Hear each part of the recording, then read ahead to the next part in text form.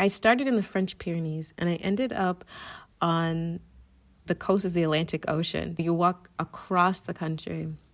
At that moment, I just knew that all things were possible. I knew all things were possible. I knew that I was capable of anything. It wasn't going to be easy, and it wasn't going to be romantic, and it wasn't going to be without some growing pains. But I developed a confidence in that moment that I could do anything and I could be anywhere. And so after I walked the Camino, I was like, I can do anything in the world. And I like Spain. And I think I'm going to move to Spain.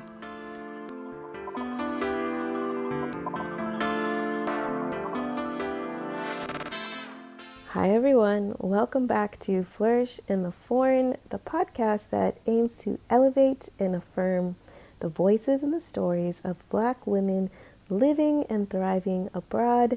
I'm your host, Christine Job, a Black American woman living and thriving abroad in Barcelona. And I'm so happy that you are back for the next episode. Be sure to, of course, support the podcast. If you believe that Black women's stories should be told by Black women, and if you believe that their voices and stories should be shared and should be heard, go ahead and become a Patreon subscriber of this podcast at www.patreon.com/flourishforeign. Choose a tier that's comfortable for you and go ahead and commit to that, right?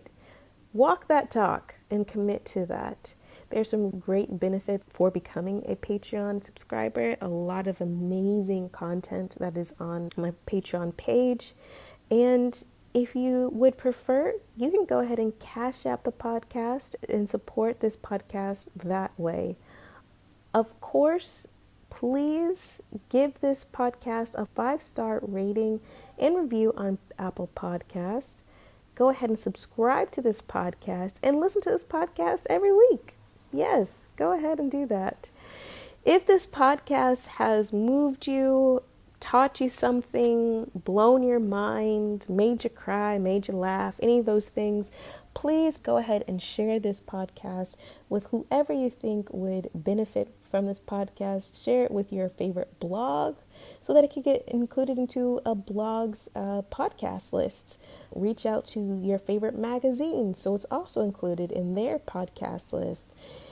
Reach out to your other favorite podcasts so that we can come together and collaborate. Go ahead and just let people know why you love and enjoy this podcast and why they should listen to it as well.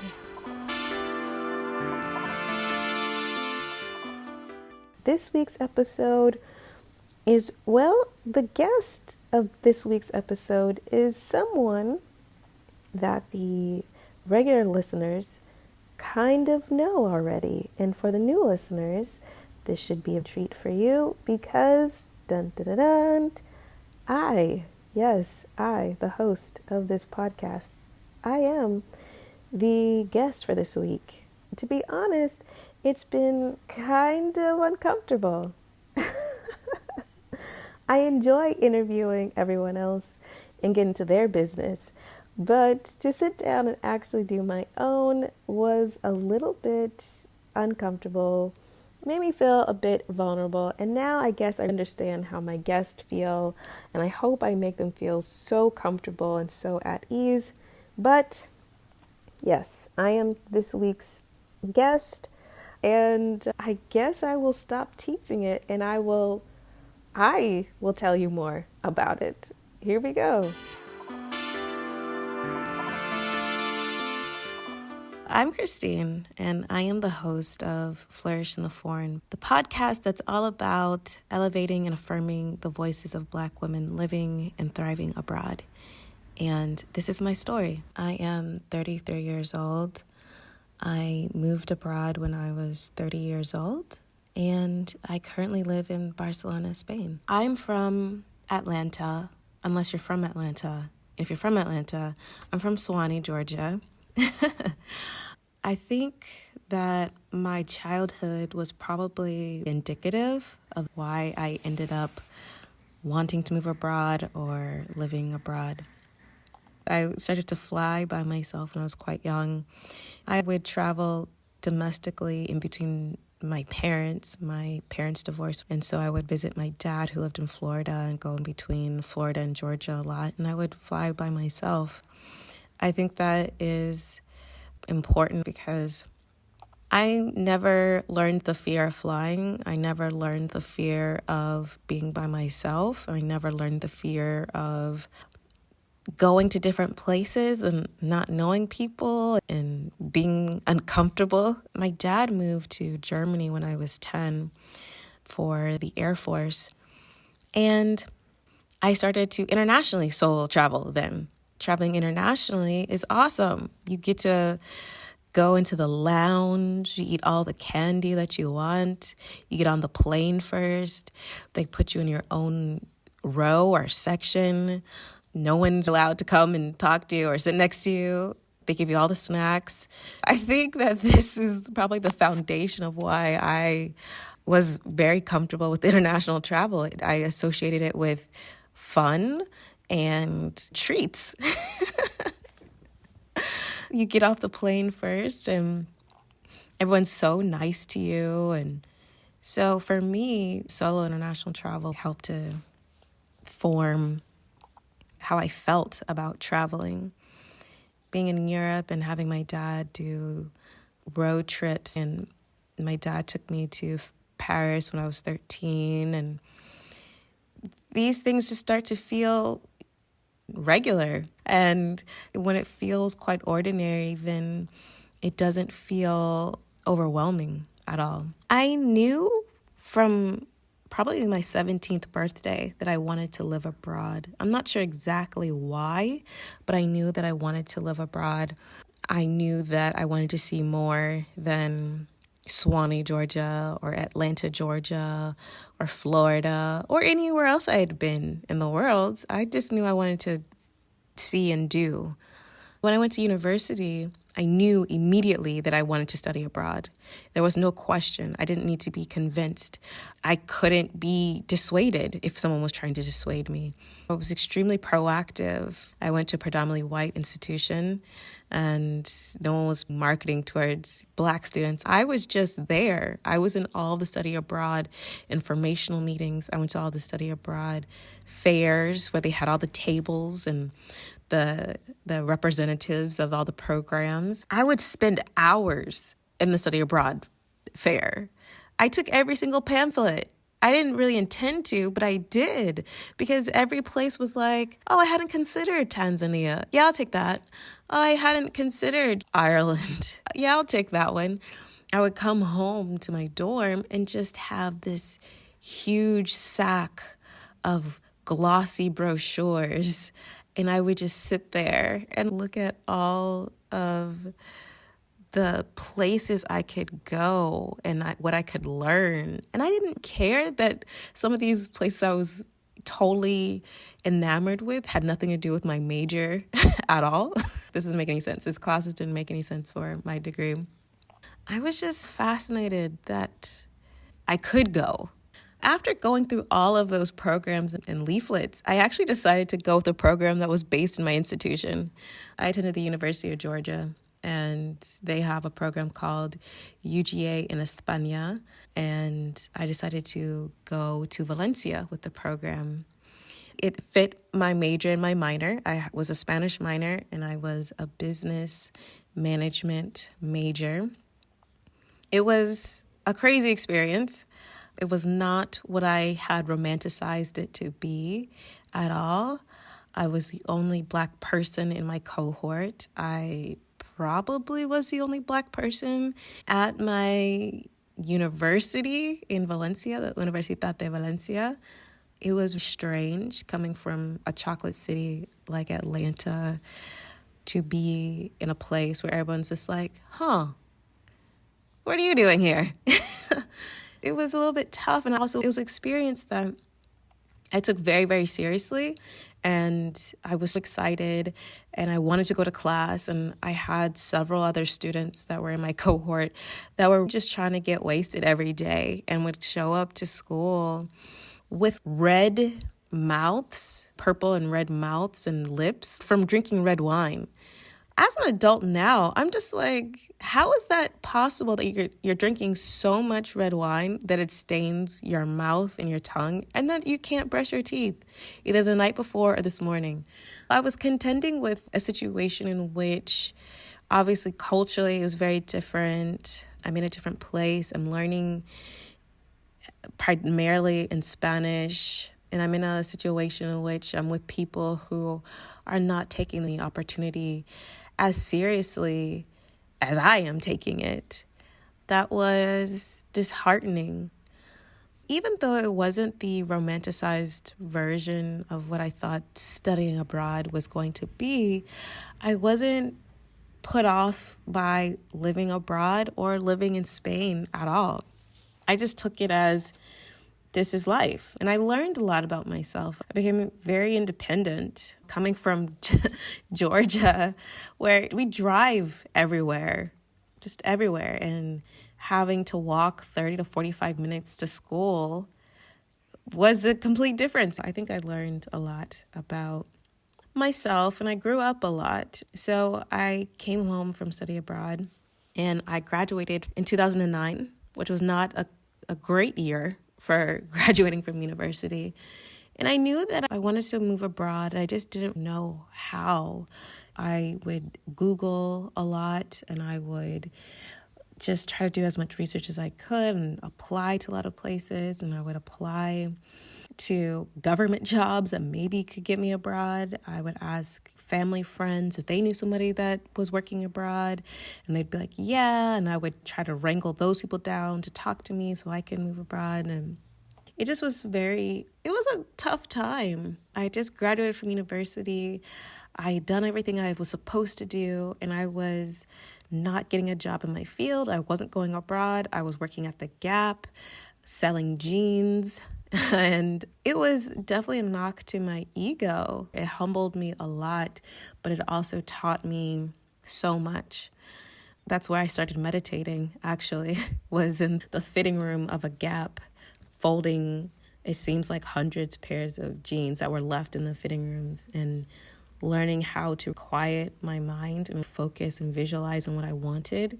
It also taught me how to be a salesperson and how to talk to anyone and how to understand people's needs. So it became quite handy in my future endeavors as a business person to learn how to sell a pair of $90 jeans when everyone just hit a recession. So I worked at the Gap for a year. I applied and I got accepted into law school at the University of Miami.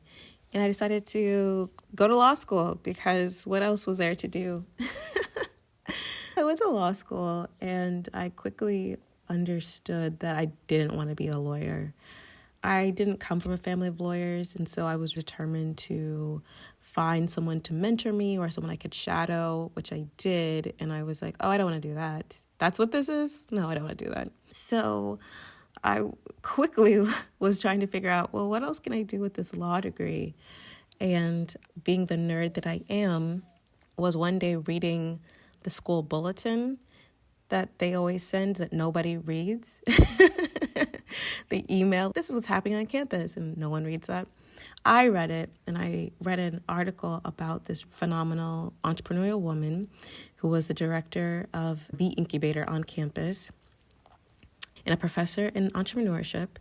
And I decided I needed to track her down. And so I left the law campus to come onto the main campus and basically just try to hang out in this incubator in the office of this entrepreneurial program. And I got on enough people's nerves that they were just, what are you doing here? What do you want? And I'm like, I'm trying to meet this woman. And they're like, she's very busy. Who are you? What are you about? I told them. They're like, do you want to be a legal fellow here? And I said yes. And I started to be a legal fellow at my school's entrepreneurship incubator. It's a moment that has reverberated in my life because I fell in love with consulting and helping people develop businesses from ideation to launch. And particularly because it was just amazing to be trusted enough for people to divulge kind of their heart's desires. And so I did that. And when I graduated from law school, I joined this director who I did eventually meet. I joined her private company that was a startup incubator and accelerator in downtown Miami. I was in a Publix grocery store in the frozen food aisle when I got a call, and she says, "Hey, Christine, do you have a passport?" And I'm like, "Of course I have a passport, yes." She's like, "Great, come drop it off at the office tomorrow." And I was like, "Okay, but why?" And she was like, "Oh, we're going on trade mission to Namibia and South Africa." That was incredible. I was going on trade mission to Africa within 2 or 3 weeks of graduating from law school. While everyone else was studying for the bar exam, I was on trade mission, and that was phenomenal. I got to meet with the U.S. ambassador to Namibia at the time, who was a Black woman, and it was just quite life-changing. I was like, I want to definitely live and work abroad, but I had a death in my family that spurred me to return to Atlanta, and I didn't know how else I was going to make it happen. I started my own consultancy doing business development and business strategy for primarily small and micro businesses in the holistic wellness space, but also for some creatives as well. I liked it, but I quickly got burnt out by just the hustle and the grind. I wanted to do something else. I didn't know what. And while I was doing that, I was looking for other opportunities to go abroad. I found one, I interviewed, and I accepted a position to move to Kuala Lumpur, Malaysia. And so I gave up my beautiful apartment in Inman Park, Atlanta, and I moved to Marietta in the suburbs. And 2 months after that, the offer was pulled, and I didn't move to Malaysia. I was heartbroken. I was confused. I was quite devastated. And I didn't know what to do with myself at that time. I did not know what to do. I didn't know what life was. I was just like, this sucks. And I found myself hiking on Kennesaw Mountain and just kind of partaking in some active meditation, trying to not allow anger to just, I don't know, boil all of my insides. And that's where I got, I don't know, divine insight about going on the Camino de Santiago. Now, I had only heard about the Camino de Santiago perhaps 6 months before from a friend who told me she wanted to do the Camino de Santiago. And when she explained it to me, I was like, wait, you're walking across Spain with all of the things that you need to sustain yourself on your back.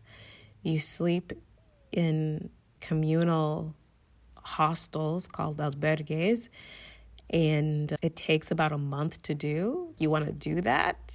I was like, okay, girl, that sounds great for you. So when that thought came to me, I immediately was like, that's strange. Next. But it wouldn't stop coming. It was quite dogged. And I was like, what is this? Why does this keep on coming to me? I hate this. I don't want to do this. I wasn't very outdoorsy at the time. I enjoyed brunch on a terrace and a nice cute picnic with a car in sight. The thought of hiking for 30 days sounded like nonsense. But it wouldn't leave me alone. I decided to investigate. And when I really understood, you're going to be walking 800 kilometers, 500 miles. I was like, hell no, I'm not doing this. But of course, the universe is hilarious. I came up with all these excuses. Oh, I can't possibly do it. I'm a single woman. It's not safe. And then, of course, I immediately scroll down to the next post on this forum. And it's this elderly woman of like 80 or 75 who's like, this will be my 15th Camino. And I'm just like, man, I cannot allow this older woman to just play me like this. I just can't. I can't do it. I took these very minor steps to just investigate further to see, like, could I do it? And immediately doors were just blown open. People were put directly into my life. And so I was going. And so within less than a month of the contract being reneged, my life being changed, I left to the Camino. I flew into France. I don't speak French at all. And I flew into Bordeaux. There wasn't a lot of people in the airport that spoke English. And I was just pleading with them. I was just like, please, train station. And of course, as soon as I say that, I look up and there's a clear sign that says train station. I go to start the Camino in Saint-Jean-Pied-de-Port, and the first day of the Camino, you go up the French Pyrenees mountains and down the Spanish Pyrenees mountains. It was a beautiful day until it wasn't. It was hard and I was crying and I was like, life is dumb. I have dumb insights. This is ridiculous. But everything worked out. Small graces and small hilarious moments just to keep you just that much amused so that you don't have a breakdown kept on occurring. I took it day at a time, step at a time. We call it paso a paso. And I had such a life-affirming moment walking the Camino. And I had to deal with a lot of nonsense that when you're walking for 6 to 8 hours a day and you're quiet with yourself, a lot of stuff that you haven't wanted to deal with come up.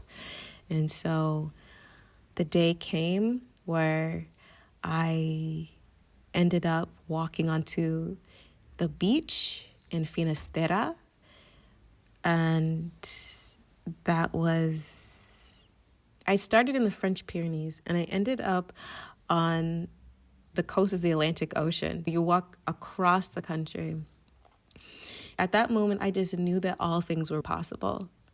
I knew all things were possible. I knew that I was capable of anything. It wasn't going to be easy and it wasn't going to be romantic and it wasn't going to be without some growing pains. But I developed a confidence in that moment that I could do anything and I could be anywhere. And so after I walked the Camino, I was like, I can do anything in the world.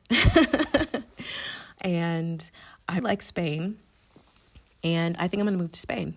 When I came back, I was just very determined on figuring out how to move to Spain because I walked the Camino in 2014, and I immediately was like, how do I make this happen? I started researching. I was on all the Facebook groups. I was searching. I was asking questions. And I made friends with a lot of people. And I got on a lot of Skype calls. But things just weren't happening. I wanted to move abroad in a very particular way. I thought I wanted a Spanish firm to hire me. Even though I did research, I obviously hadn't done a lot of research to understand that the unemployment rates in Spain and that getting hired from a Spanish firm, especially being non-EU, was just not going to probably happen. I looked at all my options. I knew that there were opportunities to teach abroad, but I didn't want to teach abroad because I wasn't a teacher. So I just kept on trying to figure it out and working it out. I had produced a music and spiritual festival called Seeker Fest in Atlanta, and I had been building up and trying to build up my business. And I just got burnt out and quite anxious and quite depressed in 2015 and 2016. I knew I needed to just change. I thought maybe I should just be a proper lawyer or something and just do that. But I still wanted to live abroad. And so I applied for the North American Language Assistant Program in Spain. I had a consultation with a Dutch attorney who was basically giving me the rundown of the Dutch-American Friendship Treaty, which is an entrepreneurship visa, a way to move to the Netherlands. I was kind of keeping all of my options open. When 2017 happened, I was just knowing for myself that I was going to move. I was very determined. I was doing my meditation. I was scripting in my journal. I was visualizing every single day. I knew I was going to move, and I had my heart set on Spain, and I actually had my heart set on Barcelona. I was doing all of the visualizations. I would watch YouTube videos of a walk in Barcelona. These are videos where people have just taken, I guess, their GoPro and walked down streets, and they just put music behind it. That's all the video is, that you're just walking down a street in Barcelona. And I would sit there and I would be part of my visualization, and I would just be like, yep, that's me. I knew all the streets. I knew where I wanted to live, all these things. So in April of 2017, I kind of got another divine nudge, I would say. I was always a part of travel groups. I always got a lot of notifications for travel fairs, but I would be like, no, I can't go. I can't do, I don't know. But I had a friend of mine who did not travel send me a flight deal. And I was like, this means something, because you don't ever go nowhere. This means something. And I decided to take the travel deal. It was quite cheap. It was basically from Atlanta to Barcelona for maybe 300 US round trip or something like that. And we had to stop in Casablanca, Morocco. And I saw the dates in which it was good for. It was good for if you want to go between the end of April, and you could do a week, or you could do the end of April until mid-June. And so I decided to do that. I know that being American, I have that passport privilege where I can be in the EU for 90 days on a tourist visa, which is not a visa you have to apply for. I was just like, I'm just going to step out on faith and book this long trip to Europe. And so I booked it, and I immediately freaked out. And that was at the very beginning of April. And at the end of April, I left. And I flew to New York, and then I flew to Casablanca, and then I flew to Barcelona. And it was a hilarious experience, because even all those videos that I've watched, I got so lost. All of those videos that I watched, I did not know, obviously, where I was going or anything like that. Had no clue. Got to the hostel eventually.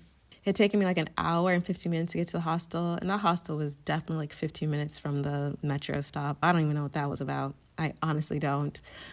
And I had a layover in Barcelona because I was actually going to Milan to do an interview. And I ended up meeting someone, and that kind of changed the trajectory of my experience in Spain. I go to Milan, and I come back to Barcelona, and I end up staying in Barcelona with this guy that I had just met. I go back home in June to do my visa for this language assistant program. I come back to Barcelona. I flew in on a Tuesday, and that Thursday there was the terrorist attack in Barcelona. That was quite intense. I had gotten actually placed in the language assistant program in La Rioja. I wasn't even going to be living in Barcelona. Before I moved to La Rioja at the end of September, there had become a lot of political unrest in Catalonia, the comunidad, or the state in which Barcelona is the capital. There's a lot of calls for independence referendum. I left on a Saturday, and the very next day, there are these super violent clashes with the Spanish police between protesters and people who are having this referendum. This referendum was deemed illegal. It was a very interesting welcome into the country. First having a terrorist attack, then there being a lot of political tension, and there just being an outright political clash. And it was strange because being in Barcelona and Catalonia, there was definitely a different sense of the story. And then moving to northern Spain, in La Rioja and having the Riojanos having a different perspective, obviously, of what was happening in Catalonia. But living in northern Spain for a year to teach was very eye-opening. I realized as I entered the primary school that I had not been around small children at all in my life. I mean, the last time was probably when I was babysitting when I was 14, 15. This was definitely strange and different, but it was a cool experience because kids will keep you on your toes and they will say the darndest things. I was assigned 2 schools, one in the capital of La Rioja, Logroño, and one in Alberite. And the one in Logroño, when I would tell people, yeah, I teach at Madre de Dios, and they'd be like, oh, that's the immigrant school. And I'd be like, what does that mean? They're like, oh, it's troubled because it's the immigrant school. And I didn't know what that meant until I went to the school, and it was just the brown school. It was a lot of first generation, second generation kids where their parents are from Mali or from Nigeria and Pakistan, Bangladesh, Morocco, some children that were from Eastern Europe. This was that school. It was diverse. It was very brown. And I loved it. And they were shocked to have me as a teacher. They were like, wait, there are Black people in the United States? There are Black people who are not athletes in the United States? Oh, and wait, you went to law school and you speak perfect English? It was mind-blowing for them. I loved that because they had never had a teacher that looked remotely like them, and they probably wouldn't have a teacher that looked remotely like them at all. To be that for them was very moving. It was such a life-changing moment. One of those moments where you're like, well, I'm just going to do something for myself. I'm going to have this experience. And you just realize how interconnected we are and how at every moment you can be of service and you can be present for other people. I knew, though, that I wasn't going to be a teacher for a long time. Even though La Rioja was such a great little place, that it's a family place. It's great wine, great gastronomy, very low cost of living. But I wanted to live in the city. And at the time, my partner lived in Barcelona. So I moved to Barcelona to be with him. I started to work remotely for a boutique web development company that was based in DC, first as a writer for their blog on business topics, and then being brought on as a marketing manager and strategist for the company. It allowed me to make US dollars and live in Spain, which is nice. I highly recommend it. And it allowed me to even do traveling while I was based in Barcelona. I went to Puerto Rico, I went to Italy and Morocco, and I actually spent a month in Asia. But then I decided I wanted to go back into my own business and develop my own consultancy again. It's very easy to get into an expat bubble living in Barcelona, which is a very privileged bubble, that it's a part of passport privilege and it's a part of not being dependent on the local economy for income. The local politics definitely affect my life. I live in Catalonia, which is a state of Spain, and there is a section of the population that wants to become its own country, separate from Spain. And because Barcelona is the capital, a lot of protests and gatherings happen here. There has been conflict, there has been riots, there has been police brutality. It definitely affects your life. I mean, unless you are planning on living in an expat compound somewhere, I'm sure that the local politics will affect you in some kind of way. I think being an American is quite an advantage in Spain because Spain has a very laid back society. Culturally, they do not live to work. They work to live, and just about that, they are very relaxed and, in my opinion, not ambitious in the way we describe ambitious in the United States. That can be aggravating when you first move because you're just like, does nobody want my money? Can y'all do this a little bit faster? Can these things get done? But also, there's a sense of respect for people creating boundaries. Like, no, I'm not going to work and I need rest, and not being beholden to every single euro that might come their way. I think that at least American ambition or American proactiveness gets you very far in Spain. If you're willing to create maybe a business, if you really are quite proactive, I think that that kind of American gumption goes quite far because not a lot of people are like that. Even the other Europeans or wherever they are in the world don't have that. That's probably an advantage, but also you stick out like a sore thumb. People are like, you're American. I was like, yeah. They're like, but I like you. You're American and I like you though. Thanks. Yeah, because you're not too American, you know? I don't know what that means, but okay. Being a Black woman in Spain is a very interesting experience. And some people will flip the switch on you. They will treat you one way. They'll be like, oh, you're Black. And then they'll be like, oh, you're American. Oh, okay. And I don't appreciate that because I'm Black. First and foremost, keep that same energy. However you felt is however you feel, and keep that same energy. Several of my friends, and myself included, have been propositioned by older white Spanish men as if we were prostitutes. And that was not okay.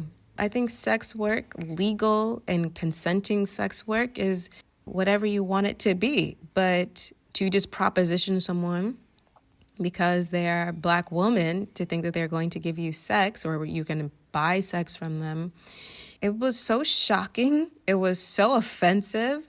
And you don't understand what's happening, and then you understand what's happening, and then you can't believe what's happening. And it's just bizarre. But it starts making you question yourself, and that's not okay. What am I doing that makes you think that's okay? And of course, it's not you. It's them. And it's shameful. It was very shameful because Spain, and Italy in particular, is quite known for sex trafficking of young women from particularly Nigeria who are trafficked. And they have done specials in Spain, and this is well known. I mean, I knew it, and I'm not from Spain. It's very disturbing. It's like, so you know these women who are doing this work are probably not completely consenting to this work, or were trafficked here, and you're okay with it, and you're propositioning me. You're assuming that I have probably been trafficked here, and then you are okay with continuing the cycle. So there's that. I think it's a little bit strange being in Spain, being a Black woman, and you see Black culture everywhere because it's a hip global culture, and yet people don't understand where it originates. They see it on white faces. They see it in Rosalia or Bad Bunny, and they just think that they are being cool, and it's bizarre to me. For example, when I was teaching in La Rioja, I was asking the sixth graders, what is your favorite music? And these kids had the audacity to say, yeah, I like trap music. Do you know what trap music is? I'm from Atlanta, so... And I was like, trap music?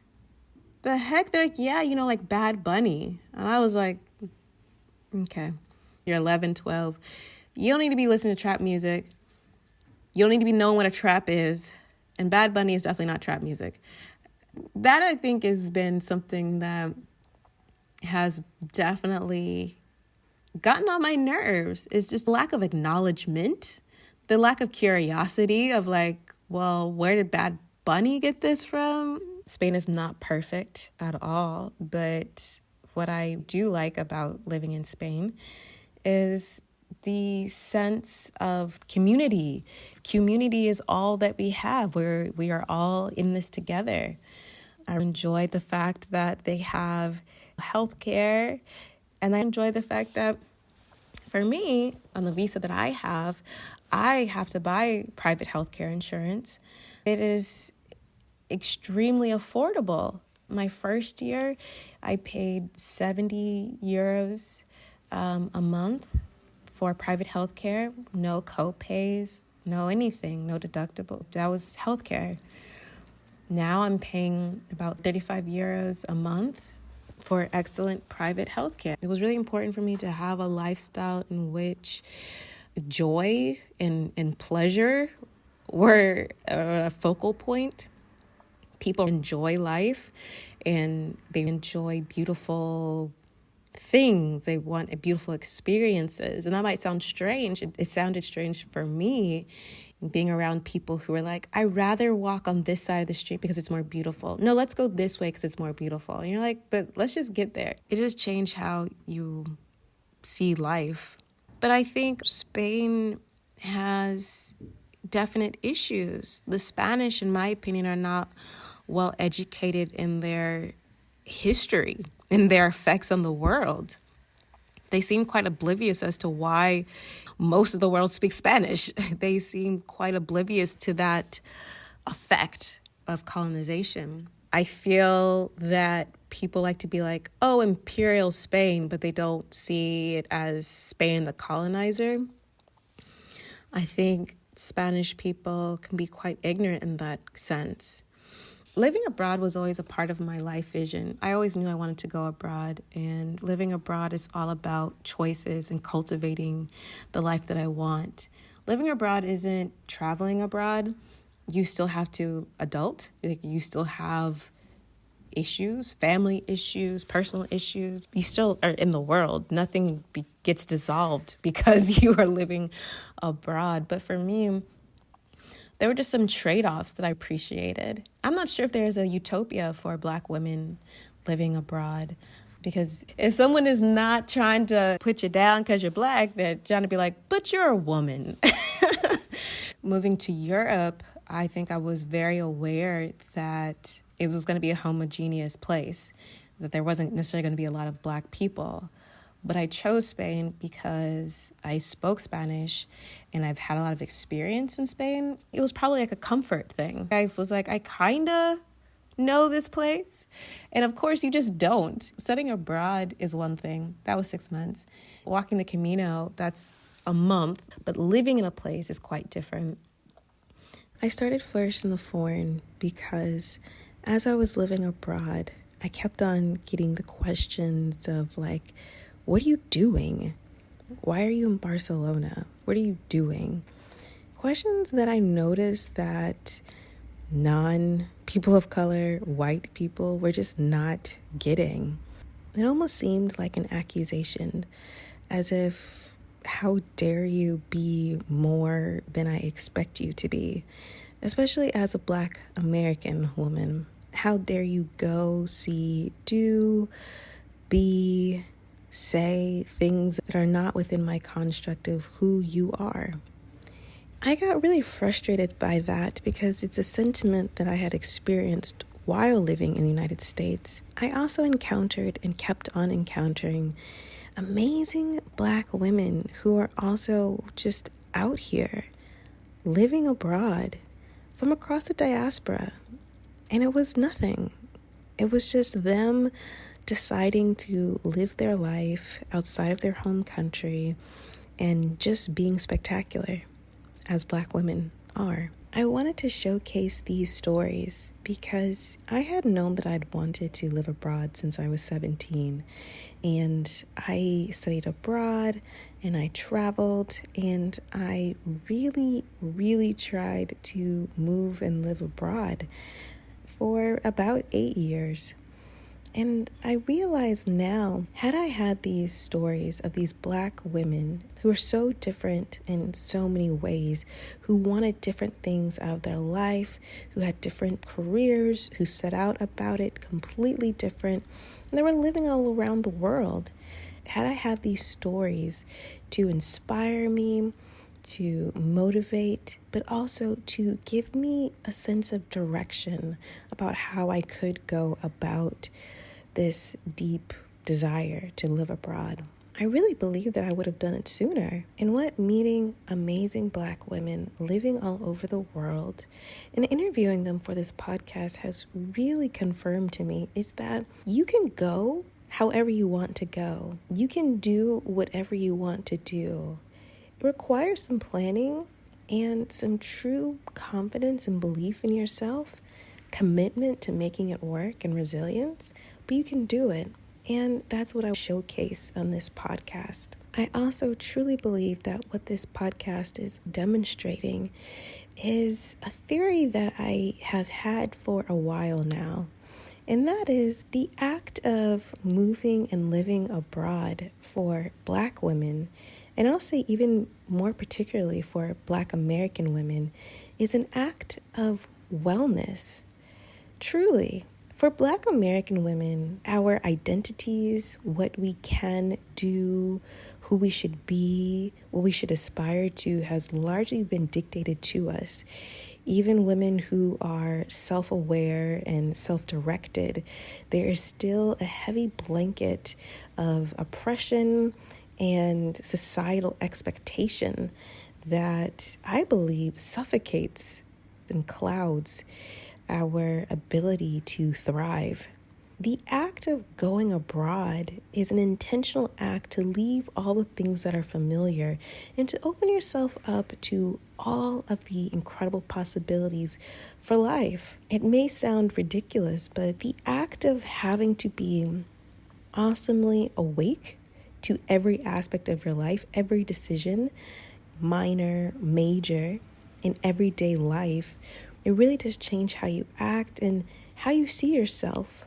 All of a sudden, choices that were always just a given and automated at home are now firmly placed in your lap to decide what is best for you.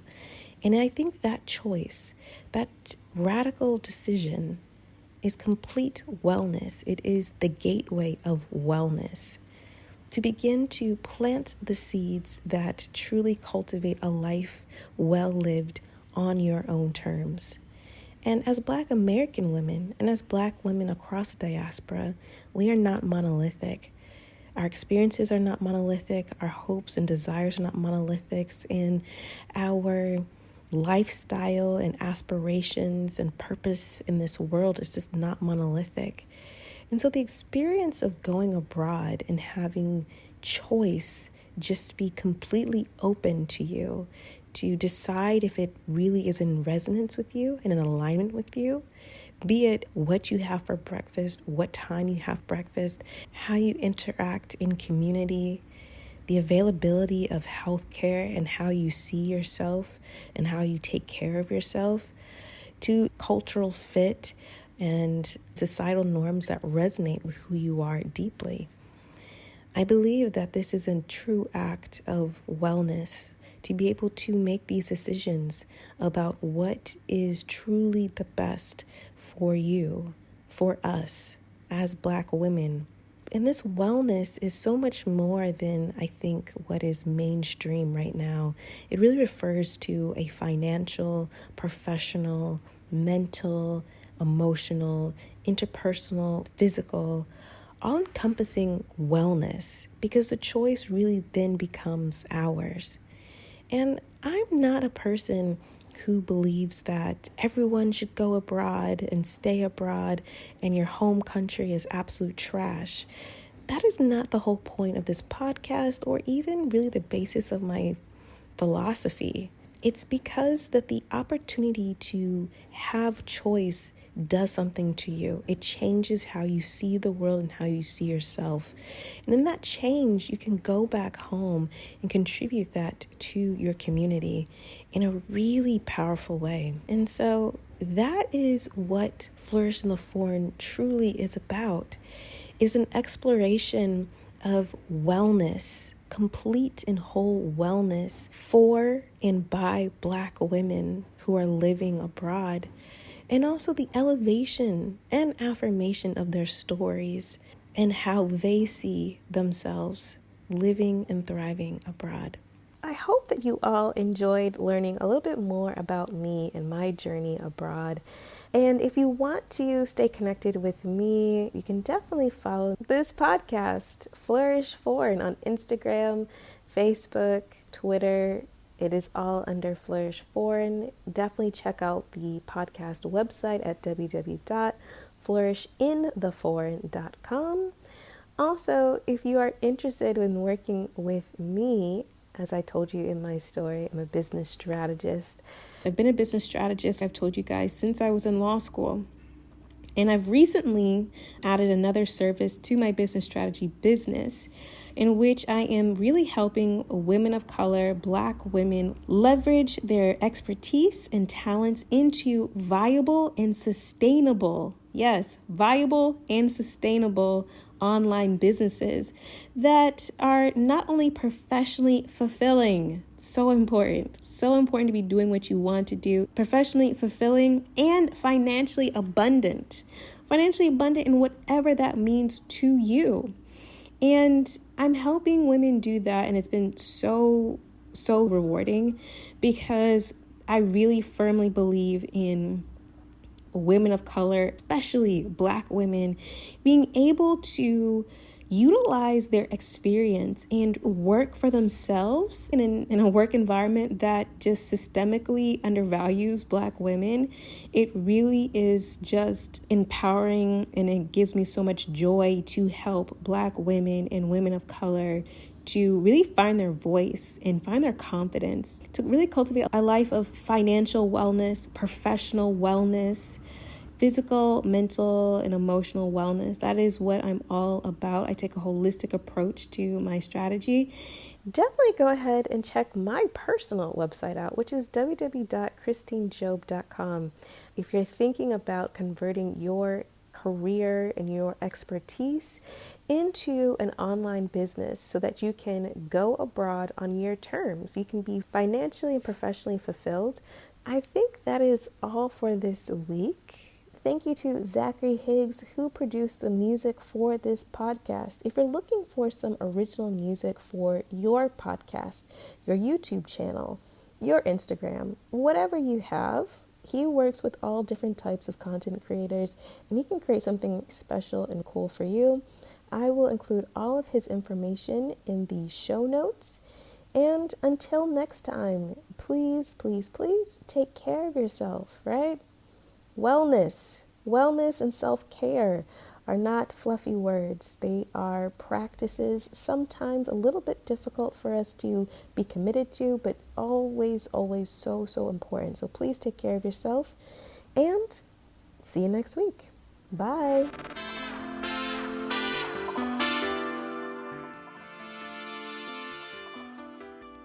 On the next episode of Flourish in the Foreign.